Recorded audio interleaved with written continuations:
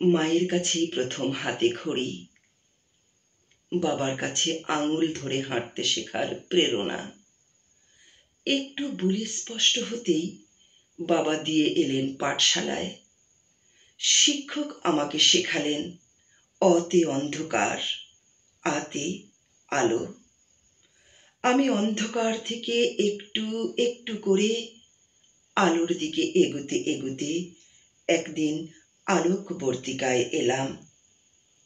আমার কাছে শিক্ষক শব্দটি কেবল 3টি বর্ণের মধ্যে সীমাবদ্ধ নয়।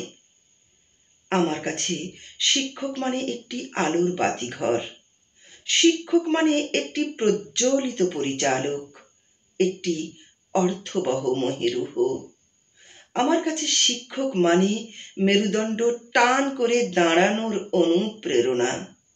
শিক্ষক মানে অদম্য ইচ্ছাশক্তির ভাণ্ডার, দৃঢ়তার সাথে এগিয়ে চলা। হ্যাঁ, আমার কাছে শিক্ষক মানেই শিক্ষাগুরু, যিনি জন্ম থেকে মৃত্যু পর্যন্ত শিক্ষার বাহক।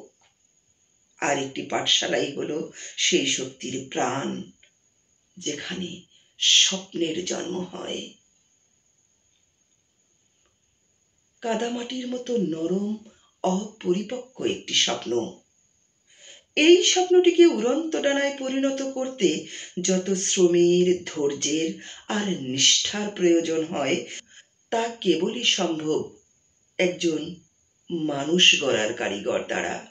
হ্যাঁ, এই কারখানার কারিগর একজন শিক্ষক।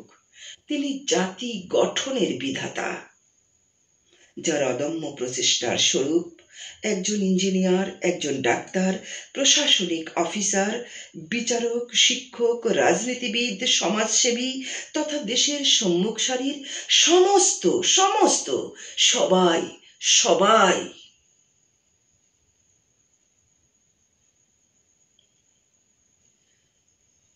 আচ্ছা বলুন তো, একটি অঙ্কুরিত চারা গাছ পরিচর্যা ছাড়াই কি বেড়ে উঠেছে? তারও তো আলো বাতাস পানির প্রয়োজন, তাই না? এই যে আপনারা বৃক্ষ হয়েছেন, ফুল ফল ছায়ায় ছেয়ে আছেন, তা কি কেবল আপনারই প্রচেষ্টায়? একদিনেই হয়েছেন? কে আপনার পরিচর্যা করেছে? আপনার ইচ্ছাকে অদম্য ইচ্ছা শক্তিতে পরিণত করেছে, পথ দেখিয়েছে? কে সে?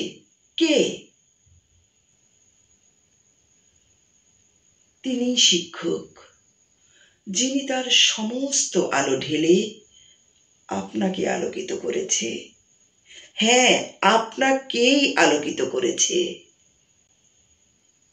আপনাকে আলোকিত করতে গিয়ে কখনো কখনো তার নিজের ঘরটি অন্ধকার রয়েছে, অথচ শেষ পর্যন্ত সে কি পেয়েছে? তার থলিতে কি জমেছে শেষ পর্যন্ত? তিনি জীবনভর বিলিয়ে কি পেলেন? যশ, প্রতিপত্তি, সম্মান? না, আজও শিক্ষক তার যোগ্য সম্মানটুকুর জন্য অনশন করে, তার প্রাপ্যটুকু পেতে দুয়ারে দুয়ারে দাঁড়ায়, প্রতিনিয়ত অভাবের সাথে যুদ্ধ করে।